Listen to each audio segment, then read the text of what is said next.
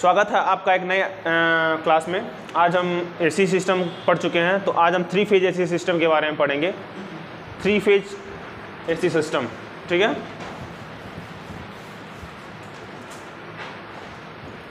जिसे हम polyphase system भी कहते हैं। क्या कहते हैं? Polyphase system. जैसे सिंगल फेज होता है और एक सिंगल फेज, अभी सिंगल फेज पे हम लोग पढ़ रहे थे। सिंगल फेज क्या होता है हमारा? इट मीन्स एक फेज होता है और एक न्यूट्रल होता है हमारा, ठीक है। एक फेज होता है और एक न्यूट्रल होता है। यहाँ पे सप्लाई कितनी होती है? 230 वोल्ट के आसपास होती है, ठीक है। अप्रॉक्सीमेटली 230 वोल्ट के आसपास होती है, ठीक है, वोल्ट। अब हम पढ़ेंगे 3 फेज सप्लाई के बारे में पढ़ेंगे। हाँ, हम क्या पढ़ेंगे? 3 फेज सप्लाई के बारे में पढ़ेंगे, ठीक। सिंगल फेज के बारे में हम लोगों ने अभी तक काफ़ी चीज़ें देखा समझा, और हम आज पढ़ेंगे हम लोग 3 phase supply, 3 phase system. 3 phase system जिसे हम बोलते हैं पॉलीफेज सिस्टम भी बोलते हैं। क्या बोलते हैं हम लोग? बहुकली प्रणाली, ठीक है। पॉलीफेज सिस्टम, ठीक है। यानी कि 3 कलीय प्रणाली बोलते हैं इसको हिंदी में। क्या बोलते हैं? 3 फेज सिस्टम को बोलते हैं 3 कलीय। देखो हिंदी थोड़ा सा बहुत सही नहीं लिखता हूं। 3 कलीय प्रणाली, या फिर कहते हैं बहुकलीय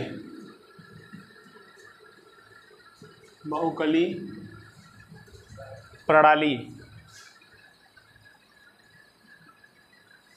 क्या कहते हैं? बहुकली प्रणाली। हम आज पढ़ेंगे 3 फेज सिस्टम के बारे में पढ़ेंगे। सबसे पहला टॉपिक है हमारा फेज सीक्वेंस, ठीक है। फेज का सीक्वेंस क्या होता है? जैसे आपको पता है कि 3 फेज होते हैं। फेज सीक्वेंस क्या होता है? फेज सीक्वेंस इट मीन्स क्या होता है कि 3 फेज होते हैं, आपको पता है। पहला होता हमारा आर वाई, और क्या होता हमारा? बी। आर वाई और बी। आर मतलब होता है रेड, ठीक है।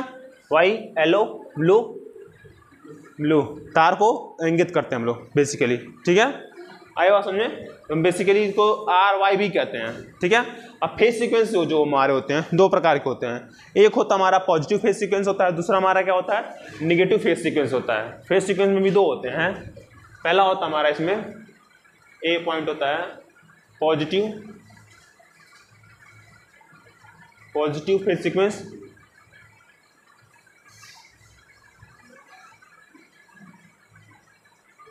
दूसरा होता हमारा negative phase sequence. Negative phase sequence, ठीक है। पहला होता है पॉजिटिव फेज सीक्वेंस। तो हम सबसे पहले पढ़ेंगे हम लोग पॉजिटिव फेज सीक्वेंस क्या होता है। पॉजिटिव फेज सीक्वेंस क्या होता है, ठीक है। अच्छा, पॉजिटिव फेज सीक्वेंस में क्या होता है हमारा? सबसे पहले हम क्या पढ़ेंगे? पॉजिटिव फेज सीक्वेंस में हेडिंग डाल देता हूँ हम लोग इसमें। पॉजिटिव फेज सीक्वेंस क्या पढ़ेंगे हम लोग? पॉजिटिव फेज सीक्वेंस पढ़ेंगे, ठीक है। अच्छा देखो, जो फेज सीक्वेंस होता है यानी तीनों फेज क्या होते हैं? 120 डिग्री पे क्या होते हैं? अलाइन होते हैं। 120 डिग्री पे क्या होते हैं? तीनों फेज सीक्वेंस के बीच में क्या होता है कि 120 डिग्री क्या होता है? फेज अंतर होता है, ठीक है। इट मीन्स ये हमारा कितना होता है? 120 डिग्री। ये भी हमारा क्या होता है? 120 डिग्री, और ये भी हमारा क्या होता है? 120 डिग्री। इट मीन्स किसी एक सिंगल पॉइंट पे कितने डिग्री का कोण बनता है? 360 डिग्री का एंगल बनता है ना। 360 डिग्री का एंगल बनता है। यही कह रहा है कि तीनों फेज सीक्वेंस क्या होते हैं? इट मीन्स अगर बैलेंस कंडीशन में होते हैं तब तीनों के बीच में क्या होता है कि आर वाई के बीच में भी 120 होगा, बी वाई के बीच में भी 120 होगा, और बी आर के बीच में भी क्या होगा हमारा? 120। यानी तीनों फेज एक दूसरे से क्या होते हैं? 120 डिग्री पे क्या होता है? हमारे अलाइन होते हैं, ठीक है। अब हम पढ़ रहे हैं कि पॉजिटिव फेज सीक्वेंस क्या होता है हमारा, यानी कि ये इसका डायरेक्शन क्या होता है? कुछ ऐसे होता है। पॉजिटिव फेज सीक्वेंस कैसे होता है, ठीक है। तो सबसे पहले मान लीजिए आर वाई बी हमारा है,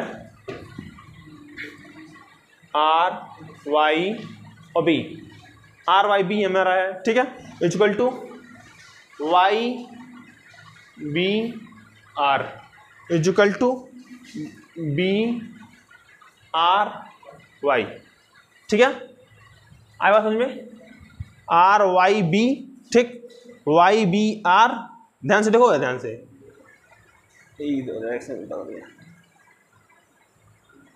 आर वाई बी, ठीक है, फिर वाई बी आर, फिर बी आर वाई, आई बात समझ में ना, ये हमारा किसको रिप्रेजेंट करता है, पॉजिटिव फेज सीक्वेंस को रिप्रेजेंट करता है, आई बात समझ में, ठीक है, यानी कि आर से आर वाई बी बना, फिर क्या बना वाई बी आर और फिर बी आर वाई, यानी कि तीनों जब बराबर होंगे उस अवस्था में क्या होता है, इस तरीके का हमारा क्या होता है, पॉजिटिव फेज सीक्वेंस होता है हमारा, आई बात समझ में किसी को, आई बात समझ में, ठीक है।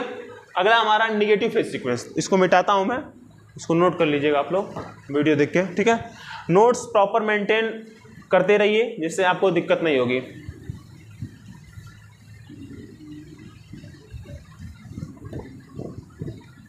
पूरी वीडियो में आ रहा था ना,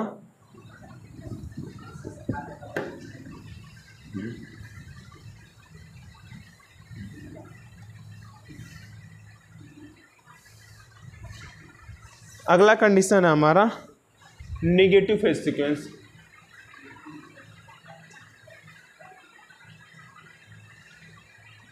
negative phase sequence, negative phase sequence हमारा है, ठीक है। एक सेकेंड उसमें मिस्टेक हो गया, देखो सॉरी, जो फेज सीक्वेंस होता है वो पॉजिटिव फेज सीक्वेंस होता है उसमें एंटी क्लॉकवाइज होता है, और नेगेटिव फेज सीक्वेंस में क्या होता है, क्लॉकवाइज होता है, थोड़ा मिस्टेक हो गया, मैं दोबारा कर देता हूँ, मैं यहीं पे दोनों बना देता हूँ, दोनों को कंपेरिजन में कर देता हूँ, वो सही रहेगा। इधर मैं लिख देता हूँ QSII पॉजिटिव, इधर क्या बनाता हूँ मैं नेगेटिव,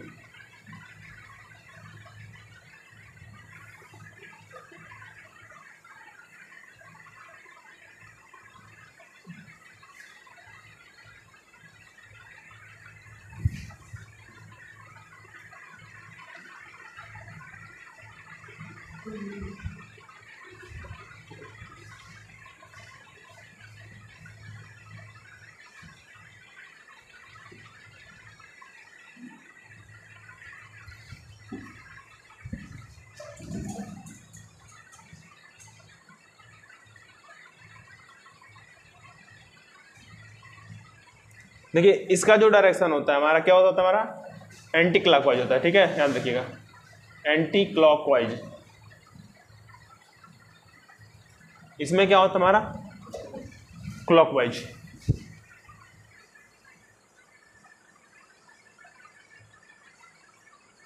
इसमें क्या होता है हमारा क्लॉकवाइज होता है, तीनों क्या होते हैं 120 डिग्री पे क्या होता है हमारे अलाइन होते हैं,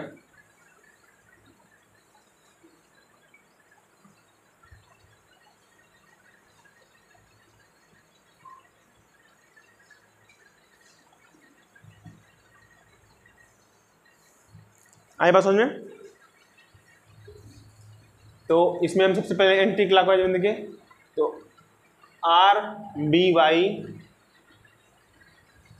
चलो मैं यहां से लेता हूं सबसे पहले, यहां से लेता हूं मैं, ठीक है ना, आर बी वाई, ओके, फिर यहां लिखेंगे equal to B Y R, फिर लिखेंगे हम लोग वाई आर और बी, ओके।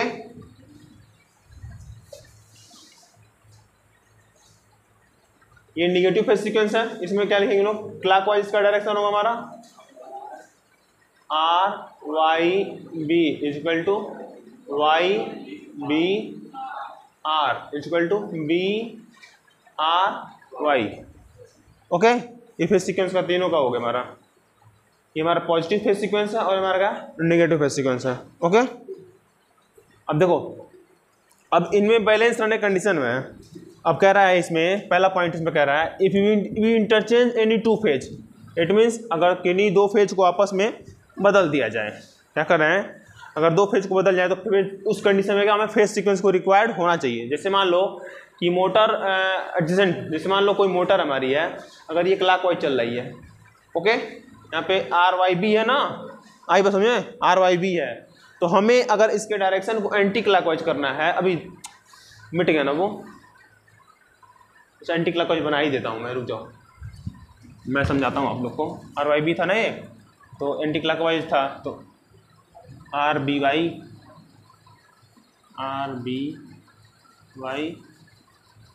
BYR और अगला हमारा बनेगा YRB। आई बात समझ में? देखो तीन वो बना दिया मैं। ये हमारा किसका है?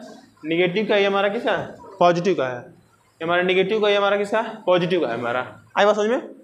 तो मैं क्या कह रहा हूँ कि अगर मैं मान के चलूँ कि ये एक क्लॉकवाइज डायरेक्शन में रन कर रहा है, अगर उसको एंटी क्लॉकवाइज घुमाना है तो आप यहाँ पे क्या चेंजिंग देख रहे हो कि R तो यहीं पे एज इट इज है, लेकिन ये दोनों में से रख दीजिए लाके, ये दोनों में से उल्टा हो गया डायरेक्शन जस्ट में। इन्हीं दोनों में से कोई आपस में क्या हुआ कि Y और B, इन दोनों का फेज आपस में क्या हुआ, बदला। Y इधर देखिए भाई साहब लोग, आप लोग इधर Y यहाँ चला गया, B यहाँ चला गया। इट मीन्स किन्हीं दो फेज को आपस में एडजेसेंट फेज को, यानी कि पास के दो फेज के किन्हीं दो पास के फेज को बदलने से ही क्या होगा, हमारा डायरेक्शन चेंज होगा। आई बात समझ में ना? अब ये क्लॉकवाइज चल रहा था ना, अब एंटी क्लॉकवाइज में क्या है हमारा, ये क्लॉकवाइज है, एंटी क्लॉकवाइज में क्या है कि किन्हीं दो फेज डायरेक्शन चेंज हुआ ना। अब यहाँ पे देखो क्या है, YBR है ना क्लॉकवाइज में। अब यहाँ पे क्या, आप क्या करो, R यहीं पे एज इट इज है, एज इट इज है, यहाँ पे भी क्या हुआ, क्योंकि दो आपस में चेंज हुए, ये भी डायरेक्ट चेंज हो गया ना डायरेक्शन। सेम यहाँ पे भी देखो BRY है, आई बस में, तो यहाँ पे क्या क्या चेंज हुआ है, हाँ देखो Y और R चेंज हुआ है, नहीं Y उल्टा हो गया, R बीच में, देखो R बीच में आ गया और भी इधर आ गया। रुक जाओ, इसमें कुछ मिस्टेक है मुझे लग रहा है। BRY गुड, और जब हमारा RYB था, नहीं उसका निगेटिव था हमारा, तो RBY था, फिर BYR हो गया, फिर YRB, हाँ सही तो है। यहाँ पे भी क्या हमारा डायरेक्शन हमारा क्या हुआ, चेंज हो गया हमारा, ठीक है। इनमें क्या कहने का मतलब है कि नहीं दो पास के फेज को बदलने से ही मोटर के डायरेक्शन को क्या कर सकते हैं हम लोग, चेंज कर सकते हैं। ओके, आई बात समझ में? थोड़ा पुश कर दिए, चाय पीने उसका मतलब। चलिए नेक्स्ट टॉपिक है हमारा, इसी में मैंने बता रहा इफ वी इंटरचेंज, यहाँ पे लिख देंगे, हिंदी में लिख देता हूँ मैं इसमें, अगर किन्हीं दो फेज को दो आपस के फेज को लिखेंगे, दो आस पास के फेज को बदल दें तो फेज सीक्वेंस की आवश्यकता पड़ेगी। Phase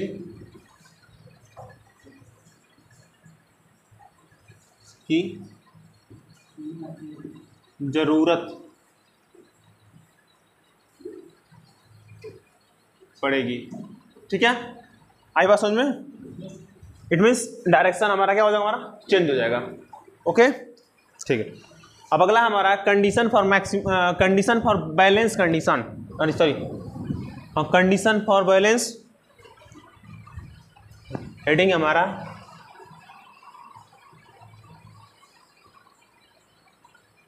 condition for balance, balanced लिखेंगे। सबसे पहला हमारा कंडीशन क्या है इसमें, each phase having 120 degree displacement. It means सभी फेज एक दूसरे से क्या होना चाहिए, 120 डिग्री पे क्या होना चाहिए, विस्थापित होना चाहिए, डिस्प्लेसमेंट होना चाहिए, ठीक है। फर्स्ट कंडीशन, ठीक है। लिखेंगे पहला पॉइंट, ईच फेज,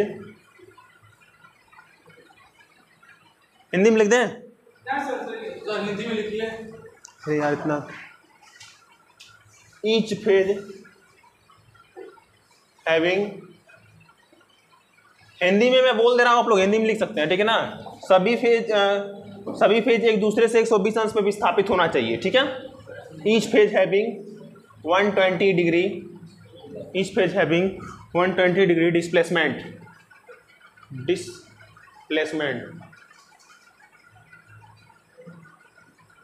ठीक है, पहला पॉइंट, ठीक है। ईच फेज है, दूसरा पॉइंट है, सभी फेज का मैग्नीट्यूड क्या होना चाहिए, बराबर होना चाहिए, एंड लाइन करंट। दूसरा point, each phase having magnitude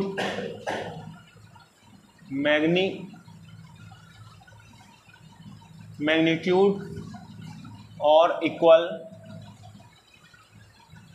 and line current. It means इसको हिंदी में क्या बोलेंगे, सभी फेज का जो मैग्नीट्यूड है, मैग्नीट्यूड क्या होता है, सभी बात ध्यान से सुनो भाई।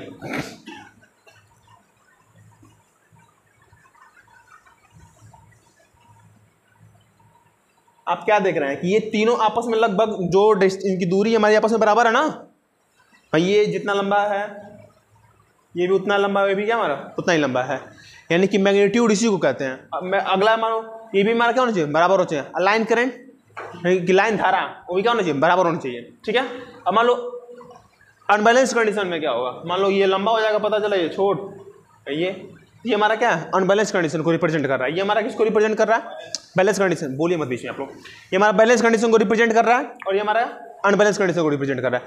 इनमें सही कह रहा है कि सभी फेज को, जितने भी फेज हमारे हैं, ईच फेज है, ईच फेज, सभी फेज हमारे क्या होना चाहिए, फेज डिस्प्लेसमेंट 120 डिग्री होना चाहिए। अगला, ईच फेज हैविंग मैग्नीट्यूड और एंड मैग्नीट्यूड क्या होना चाहिए, इक्वल होना चाहिए, एंड लाइन करंट हमारा क्या होना चाहिए, बराबर होना चाहिए, ठीक है। तो इसमें लिखेंगे इस तरीके से हम आई आर, लाइन करंट को लिखेंगे हम लोग।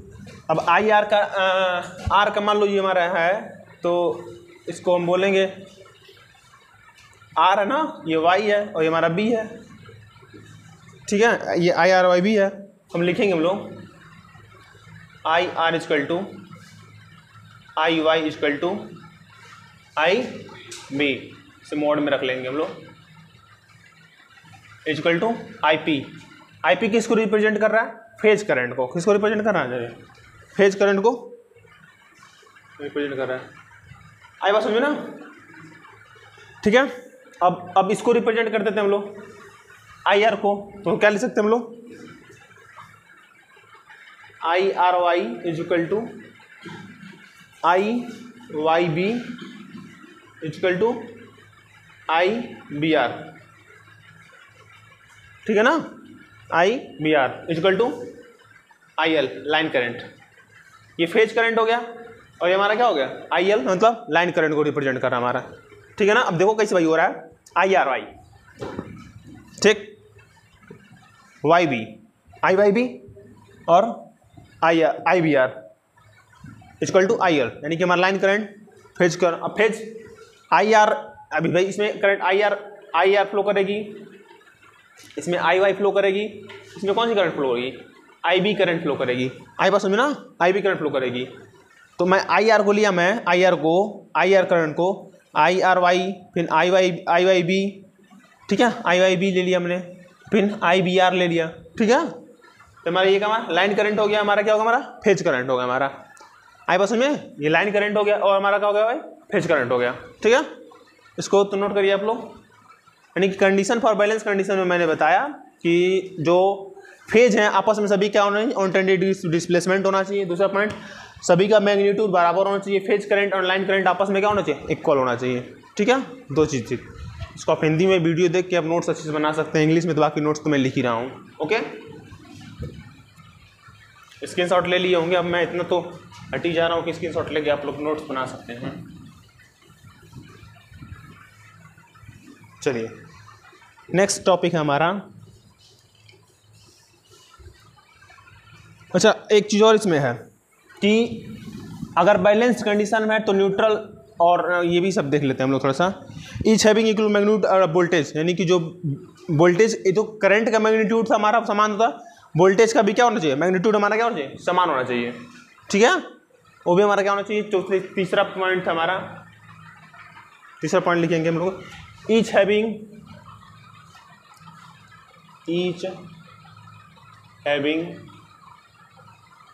Equal magnitude of voltage, magnitude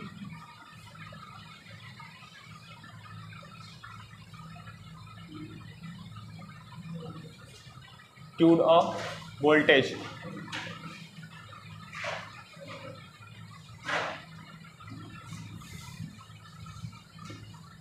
ठीक है, इसको कैसे रिप्रेजेंट करें हम लोग, देखो इसको लिख सकते हैं, वोल्टेज को भी से रिप्रेजेंट करते हैं ना, तो क्या लिखेंगे, V R equal to V Y equal to V B equal to क्या लिख सकते हैं, वी पी, फेज वोल्टेज। देखो फेज वोल्टेज लिख सकते हैं, ठीक है। अब उसको लाइन वोल्टेज को कैसे रिप्रेजेंट करें हम लोग, आई बात समझो ना, तो क्या लिखेंगे, V R Y equal to, अब मैं यहाँ पे तुम लोग को बना देता हूँ, कंफ्यूज हो जाओगे तुम लोग, आर वाई बी, आई पास समझ में आई, तो मैं क्या चाहता हूँ, V R V Y V B, ठीक है। मैं करंट को इसमें रिप्रेजेंट करता हूँ, आई आर आई वाई और आई बी रिप्रेजेंट करता हूँ, करंट को रिप्रेजेंट करता हूँ मैं, ठीक है। तो मैं क्या देख रहा हूँ, V R Y equal to V Y B equal to V B R equal to V L, okay, equal to V L, यानी कि इसको क्या बोलते हैं, लाइन वोल्टेज, लाइन क्या बोलते हैं उनको, फेज वोल्टेज, ओके। अच्छा अगला हमारा एक और, ये तो हमारा ये हो गया, ठीक है। अभी मैं सभी का फुल फॉर्म में लिख देता हूँ। नेक्स्ट हमारा इसमें है कि for balance condition, balance system, zero current flow through in the neutral, यानी कि बैलेंस कंडीशन में है तो जो न्यूट्रल हमारा है, न्यूट्रल तो पहली बात 3 फेज है, स्टार है डेल्टा, न्यूट्रल में क्या हो, कोई करंट फ्लो नहीं होगा अगर बैलेंस सप्लाई, कहाँ खड़े हो भाई, बंद करना इसको, न्यूट्रल पुश करो। मैं न्यूट्रल की मैं कह रहा हूं बैलेंस कंडीशन में, बैलेंस कंडीशन का मीन्स मान लीजिए ये आर वाई बी, तो ये अगर बैलेंस है तो ये न्यूट्रल हमारा क्या, यहाँ पे न्यूट्रल होता है हमारा, ठीक है। न्यूट्रल में कोई करंट फ्लो नहीं होगी, इसमें अगर हमारा बैलेंस कंडीशन है तो न्यूट्रल में कोई भी करंट फ्लो नहीं होगी। आई बात समझ में ना, आई बात समझ नहीं आई समझ, ठीक है, अच्छी बात समझ में आ गई। तो अगला पॉइंट हम लिखेंगे इसमें, for balance system,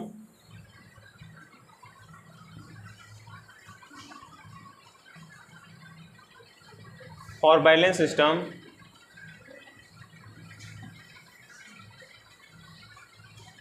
for balance system, no current flow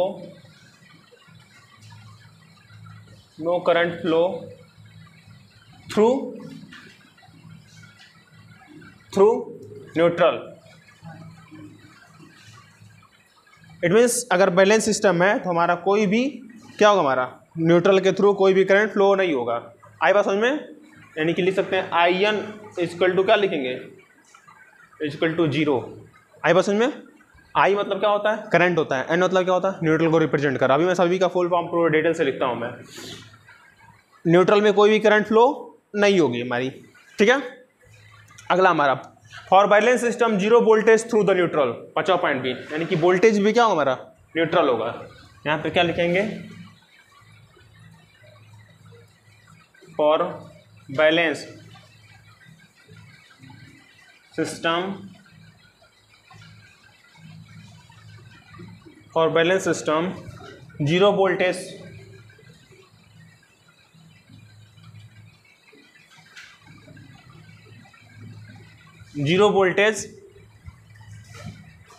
हाँ at a neutral,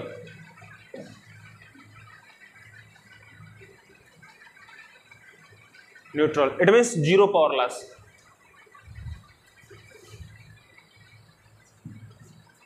it means zero power loss.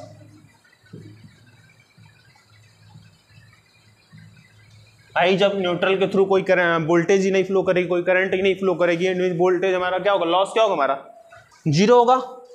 हाँ, लॉस क्या होगा हमारे, जीरो पावर लॉस होगा, कोई पावर लॉस नहीं होगा हमारा। आएगा उसमें, ठीक है। अच्छा, सबसे पहला मैंने बताया कि 120 डिग्री होना चाहिए, डिस्प्लेसमेंट होना चाहिए तीनों के बीच में, ठीक है। उसके बाद मैंने क्या बताया कि मैग्नीट्यूड वोल्टेज का मैग्नीट्यूड, करंट का magnitude, line current, phase current आपस में क्या होना चाहिए, वोल्टेज मैग्नीट्यूड बराबर होना चाहिए, करंट का मैग्नीट्यूड आपस में बराबर होना चाहिए, और लाइन करंट और फेज करंट दोनों का होना चाहिए आपस में बराबर होना चाहिए, ठीक है। अगला मैं बताया बैलेंस सिस्टम में न्यूट्रल में कोई भी करंट फ्लो नहीं होना चाहिए, वोल्टेज में कोई भी करंट, न्यूट्रल में कोई वोल्टेज फ्लो नहीं होगा, मतलब वोल्टेज नहीं होगा, इससे कोई भी पावर लॉस नहीं होगी हमारी। आ गई बात समझ में, नहीं आई समझ में, अच्छी बात समझ में आ गई। तो चलिए आगे बढ़ते हैं, मिटाते हैं इसको, मिटा देना।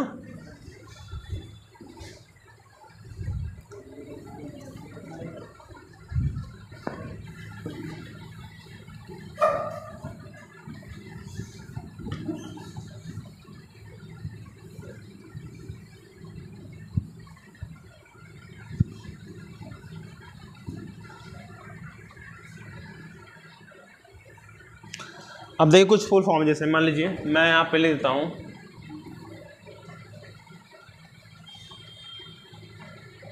आईपी को लिखेंगे phase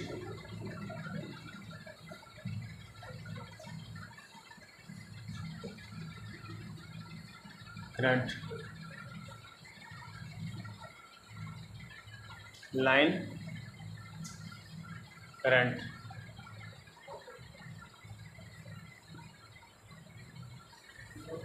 phase voltage,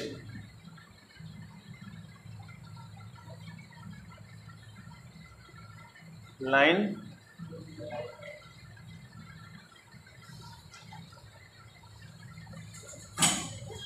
neutral current.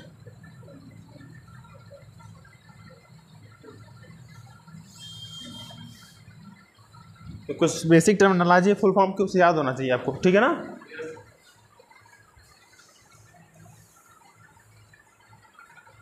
चलिए अब हम, अगला टॉपिक है हमारा, मिटा दे इसको।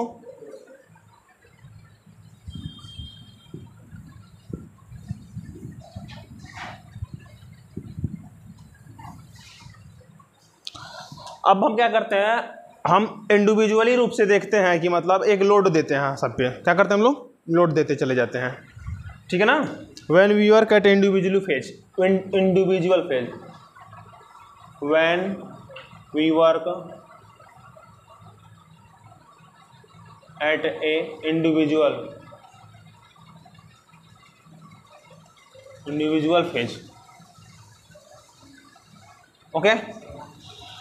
अच्छा, अब तीनों फेज को हम देख तो बनाते हैं, आप देखो ध्यान से,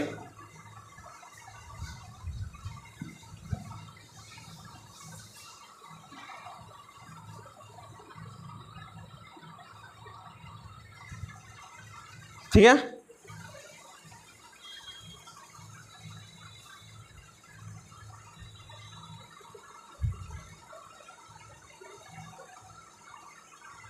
यहाँ पे लोड दिए इसको, ठीक।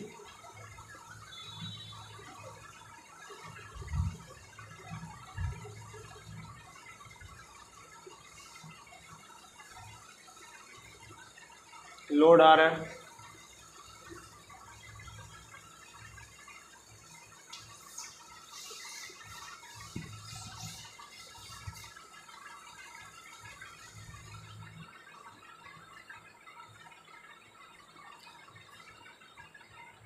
ये हमारा क्या था, आर था, ये वाई था, और ये हमारा क्या था, बी था। आए बात समझना, तीनों क्या कर दिया हमने, लोड दिया हमने, सभी को क्या कर दिया हमने, लोड दिया इंडिविजुअली फेज, यानी कि ये आर को इसके यहाँ पे लोड दिया, वाई वाले में यहाँ पे कोर दिया, बी वाले में यहाँ पे फेज के लोड दे दिया हमने।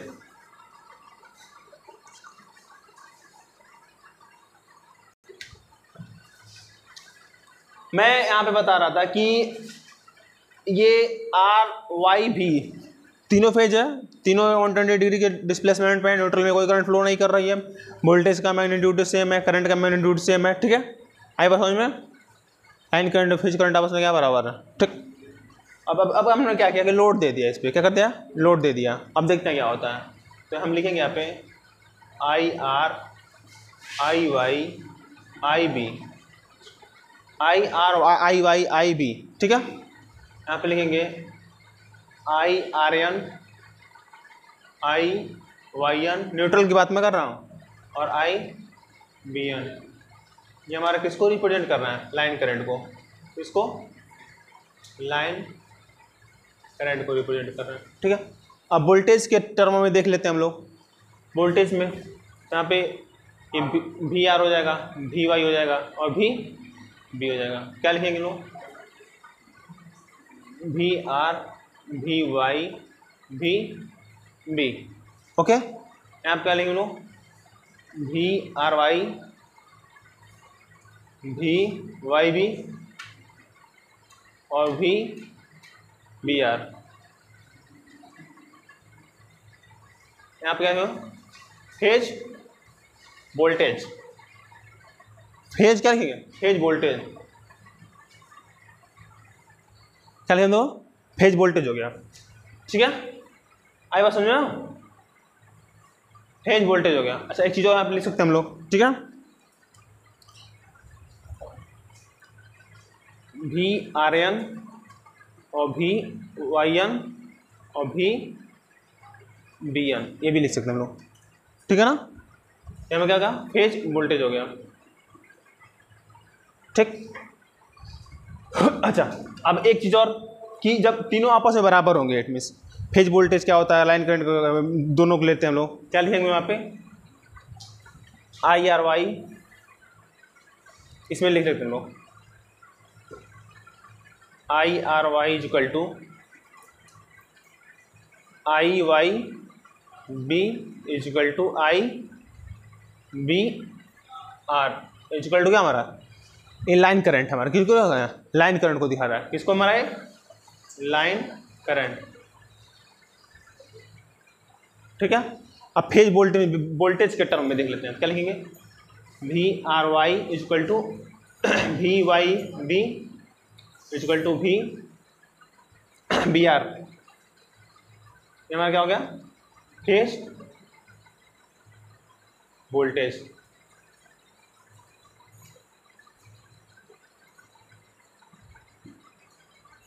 ओके,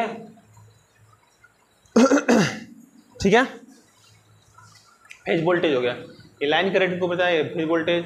अगर हम इस टर्म में तीनों आपस में क्या होते हैं, बराबर है ना, आई का मैग्नीट्यूड इक्वल टू वाई का मैग्नीट्यूड बराबर है, एंड में इसका मैग्नीट्यूड, ये मैग्नीट्यूड को डिपेंड कर रहा है, ये वाला आपस में तीनों का बराबर है। वोल्टेज का magnitude V R Y V Y B का वी बी आर का, ठीक है। आई बात समझो ना, आपस में मैग्नीट्यूड, सभी का मैग्नीट्यूड को प्रेजेंट कर रहा है। देखिए वोल्टेज का मैग्नीट्यूड क्या हमारा, फेज वोल्टेज, आपस में बराबर है ना, ये फेज वोल्टेज और लाइन इंपॉर्टेंट आपस में क्या हमारा इक्वल है सभी, ठीक है। आई बात समझ में, ये था हमारा। अगर अलग अलग देखा जाए, यानी कि केवल वी आर को देखा जाए, वी वाई को देखा जाए, सभी आपस में लेकिन क्या हमारे बराबर है, ठीक है। अच्छा इसका एक और फिगर बन जाएगा, मिटा देता हूँ मैं, कहाँ है कपड़ा,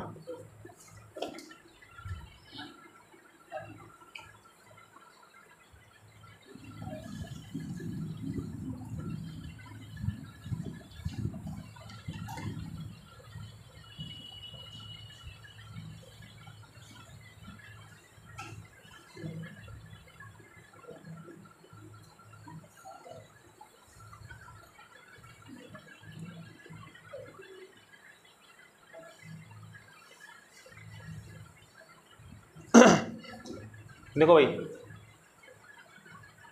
हमारा ये क्या है, मैं सभी को इस पर रिप्रेजेंट करने की कोशिश करता हूँ थोड़ा सा मैं, ठीक है।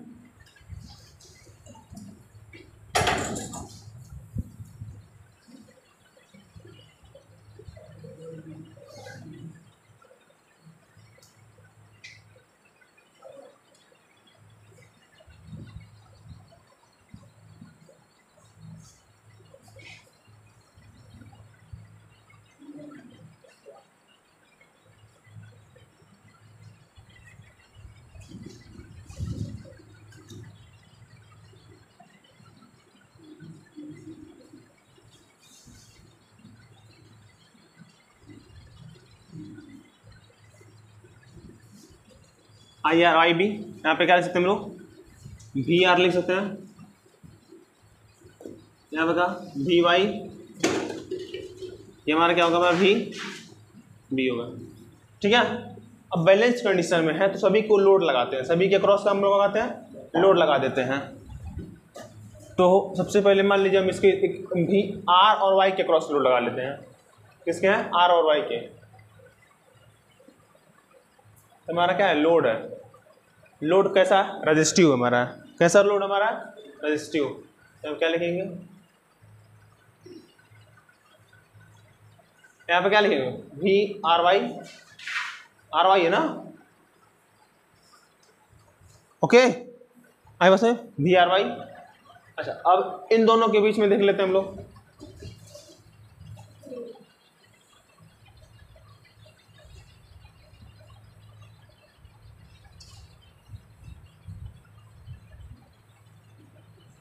ये भी हमारा क्या लोड है। यहाँ पे क्या लिखेंगे लोग, V Y, V B, V B R, V V और आर, ओके। अच्छा, अब इन दोनों के बीच में देखेंगे,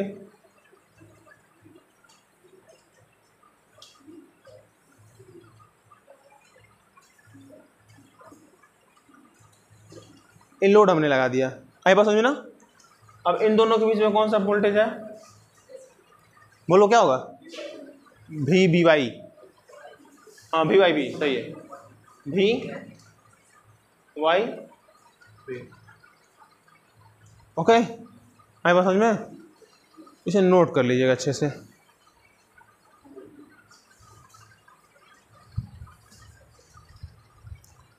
ठीक है,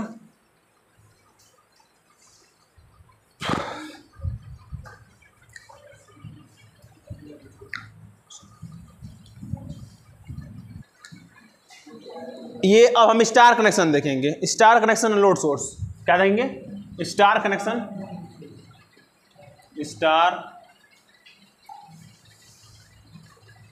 स्टार कनेक्शन लोड सोर्स,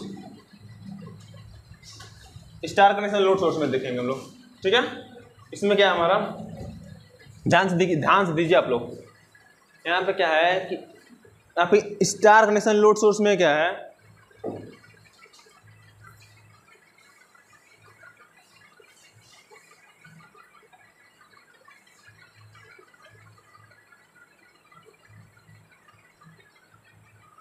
ये आर हो गया, वाई हो गया, ये बी हो गया।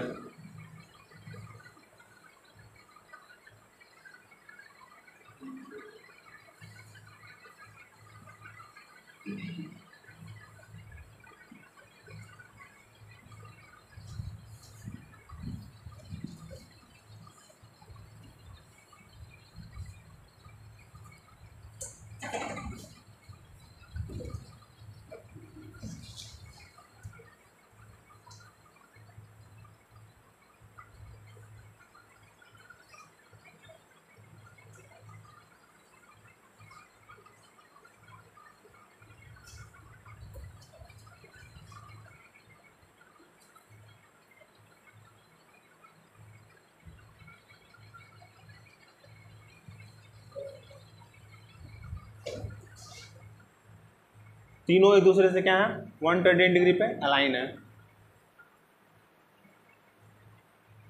आई बात समझ में, ये हमारा क्या है, Z angle phi, Z angle phi और जेड एंगल फाई हमारा है। ठीक है, सॉरी ये रेजिस्टेंस बना दिया, इम्पिडेंस में बनाना चाहिए, ऐसे बनेगा, ये सिंबल ऐसा बनाता हूँ।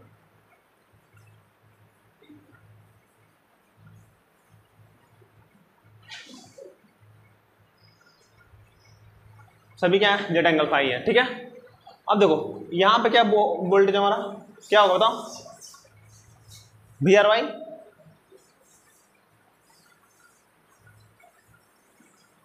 इन दोनों के बीच में क्या होगा, we Y B,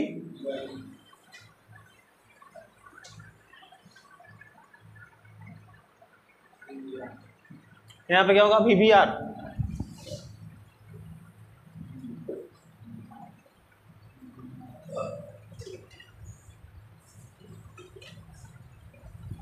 okay, V V R होगा हमारा। सभी हमारा क्या है, लोड है, हमारे लोड है, ये हमारा क्या है, लोड है, लोड है। होगा ये समझ में, ठीक है। अच्छा, अब इसमें कुछ इंपॉर्टेंट टॉपिक हमारा मतलब नोट कर लेंगे आप लोग, ठीक है। यहाँ पे लिखेंगे वो,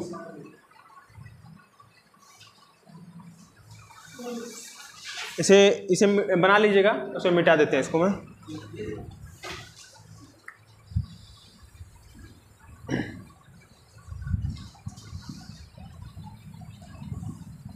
इसका जो इम्पोर्टेंट टॉपिक है हमारा इस तरीके से, हमारा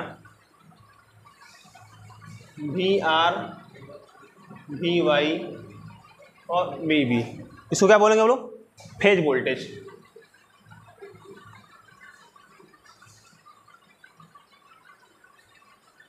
है बात समझ में, समझ में आ रहा है, नहीं समझ में। वी आर वाई ये जो था, ठीक है, ये Y, V R Y, V Y B और वी बी आर। अब देखो, जब सिंगल था हमारा तो फेज वोल्टेज को रिप्रेजेंट करता है, जब दो हो जाए तो लाइन वोल्टेज को बोलते, क्या बोलते हैं इसको, लाइन वोल्टेज। आई बात समझ में, यहाँ पर लिख सकते हैं हम लोग phase voltage equal to line, phase voltage equal to क्या होता है हमारा, लाइन वोल्टेज, ठीक है। It means I L V L equal to B P, phase voltage equal to line voltage, दोनों को आपस में क्या होता है, बराबर होते हैं। किस कंडीशन में, पहली कंडीशन है बैलेंस कंडीशन, बैलेंस कंडीशन में क्या होता है, आपस में बराबर होते हैं, ठीक है। तो आज के लिए बस इतना ही, और नेक्स्ट क्लास में हम आगे का चीज़ पढ़ेंगे हम लोग। तब तक के लिए अगर वीडियो आप लोगों को पसंद आती है तो लाइक शेयर सब्सक्राइब करें और ज़्यादा से ज़्यादा लोगों में पहुँचाएँ। धन्यवाद।